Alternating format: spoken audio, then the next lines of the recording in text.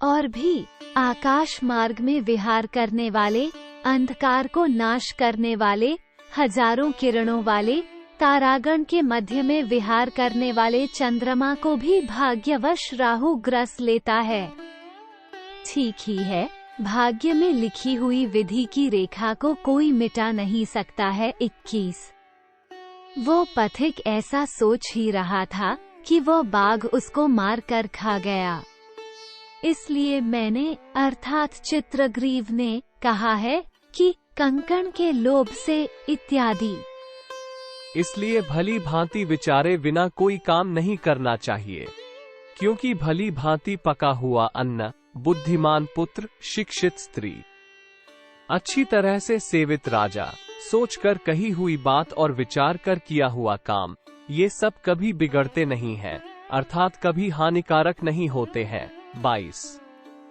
ये सुनकर उनमें से एक कबूतर घमंड से बोला, ओह, यह आप क्या कहते हैं? आपत्ति के समय में ही वृद्धों का वचन मानना चाहिए।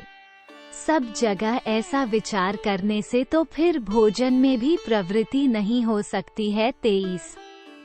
क्योंकि संसार में सभी बातें शंका से भरी हुई हैं, फिर कहाँ प्रवृत्ति की जाए और कहाँ प्रवृत्ति न की जाए और किस प्रकार जीवन निर्वाह किया जाए।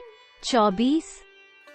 कहा भी है, दूसरों से ईर्ष्या करने वाला, असंतोषी, क्रोधी, सदा संदेह करने वाला, दूसरे के आश्रय से जीने वाला, ये 6 प्रकार के मनुष्य सदा दुखी ही रहते हैं। 25।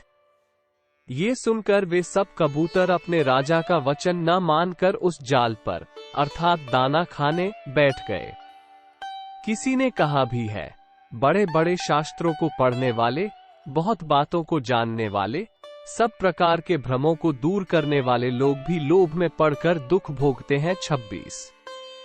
और भी लोभ से ही क्रोध उत्पन्न होता है, लोभ से ही काम उत्पन्न होता है, और लोभ ही से मोह अर्थात अज्ञान भी उत्पन्न होता है, और लोभ ही से मनुष्य का नाश भी होता है।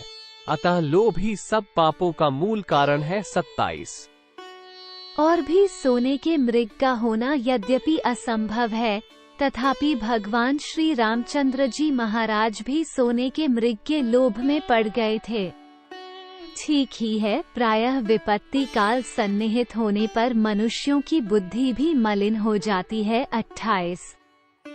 इस प्रकार वे सब कबूतर जाल में फंस गए।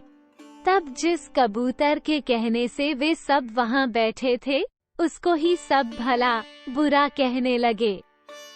कहा भी है, किसी कार्य में सबसे आगे कभी नहीं होना चाहिए, क्योंकि कार्य के सिद्ध होने पर तो फल में समानता ही रहती है, परंतु यदि दैवात अर्थात दैव योग से कार्य में कोई विघ्न हो गया तो पहले अगुआ ही मारा जाता है। 29। कहा भी है, इंद्रियों को अपने वश में न रखना विपत्ति का मार्ग है, और इंद्रियों को वश में रखना ही संपत्ति का मार्ग है। जिस रास्ते से इच्छा हो जाओ। 30।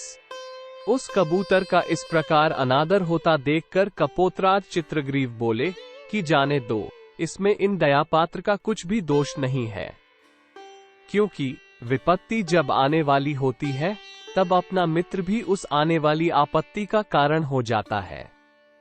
जैसे बछड़े के बांधने के लिए कभी कभी अर्थात दूध दूहते समय उसकी माता अर्थात गाय की जंघा भी खूंटे अर्थात स्तंभ का काम देती है। 31। और भी मित्र वही है जो विपत्ति में पड़े हुए प्राणियों को आपत्ति से छुड़ाने में समर्थ हो, और जो भयभीत व विपत्तिग्रस्त की रक्षा करने के समय खाली उलाहना देने में अपने कर्तव्य की समाप्ति समझता है, वह मित्र नहीं किंतु वह शत्रु है। 32।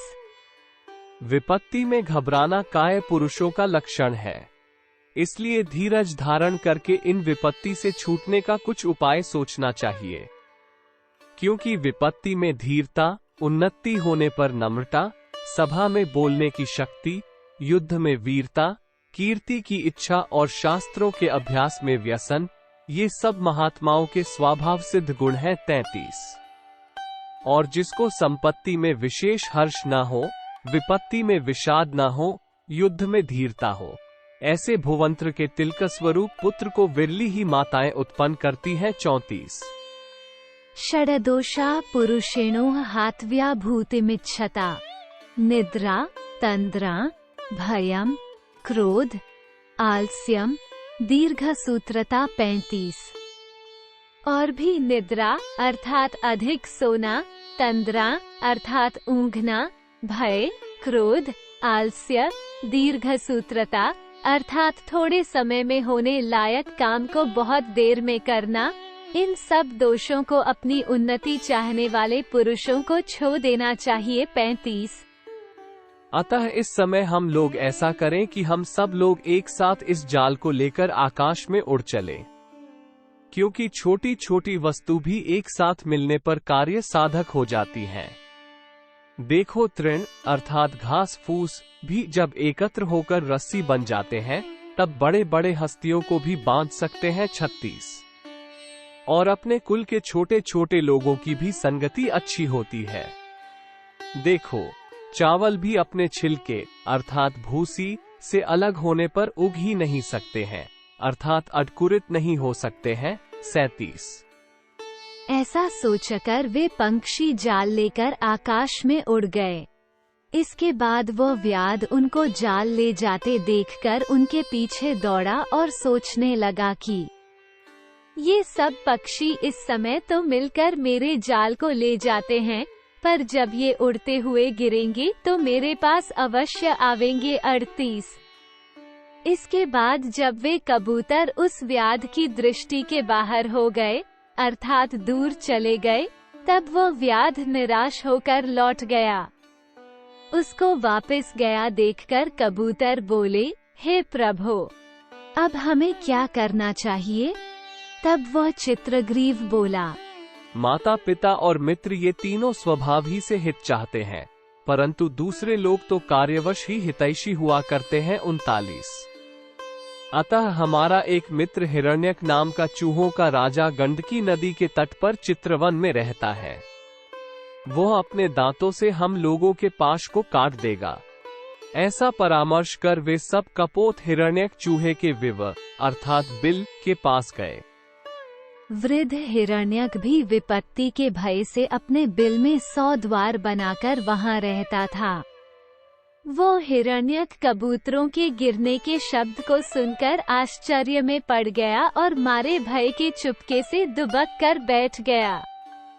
तब चित्रग्रीव बोला, हे मित्र हिरण्यक, हम लोगों से क्यों नहीं बोलते हो? तब हिरण्यक उसके वचन को पहचानकर शीघ्र बाहर आकर बोला, अहो, मैं धन्य हूँ, आज मेरे पुण्य का उदय हुआ कि मेरे प्रिय मित्र चित्रग्रीव यहाँ आए हैं।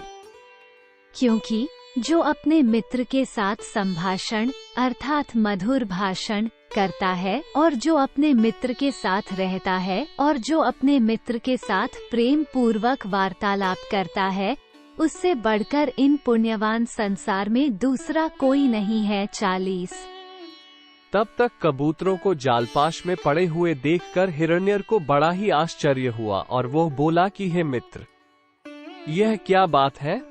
चित्रग्रीव बोला, हे मित्र, यह मेरे पूर्व जन्म के कर्म का ही फल है। क्योंकि जो प्राणी पुण्य अथवा पाप कर्म जिस कारण से, जिस उपाय से, जिस प्रकार से, जिस समय में, जैसा, जितना, जिस स्थान पर करता है, वह प्राणी उसी कारण से, उसी उपाय से, उसी प्रकार से, उसी समय, वैसा ही, उतना ही, उसी स्थान पर उस पाप पुण्य के फल को अवश्य ही अर्थात भाग्यवश पाता है। 41 और भी रोग, शोक, संताप, बंधन, विपत्ति, ये सब मनुष्य के अपने किए हुए अपराध अर्थात पाप रूपी वृक्ष का ही फल है। 42 ये सुनकर वह हिरण्यक चूहा चित्रग्रीव के बंधनों को काटने के लिए झपटा। तब वह चित्रग्रीव बोला, हे मित्र, ये ठीक नहीं है। पहले इन मेरे आश्रितों के बंधन काटो, पीछे मेरे बंधन काटना।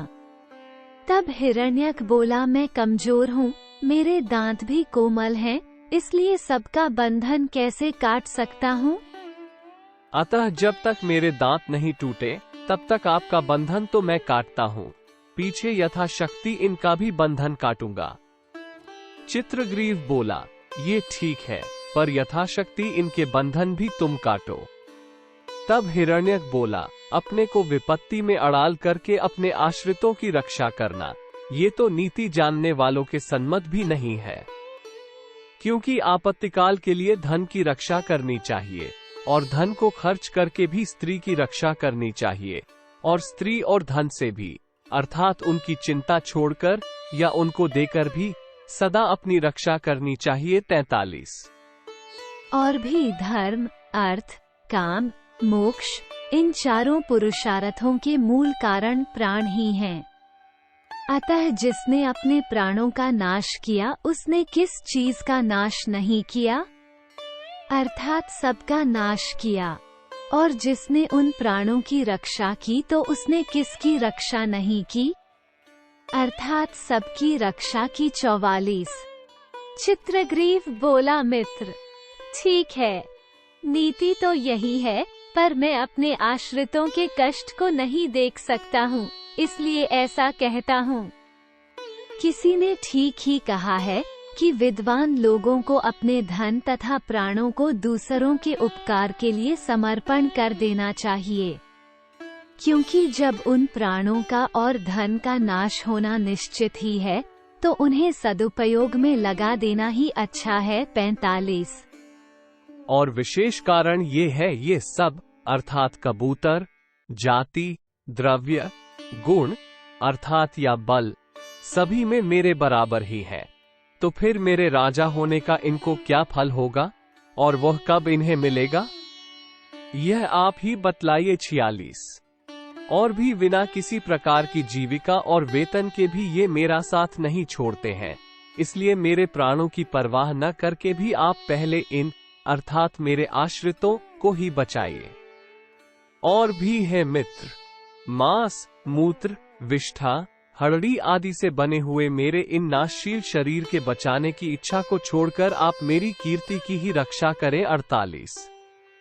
और भी देखो, अनित्य और मूत्र, विष्ठा आदि मलों को वहन करने वाले शरीर के बदले में यदि निर्मल और नित्य यश मिले तो फिर कहो क्या नहीं मिला? अर्थात सब कुछ मिल गया। 49। क्योंकि शरीर में और गुणों में बहुत बड़ा भेद है।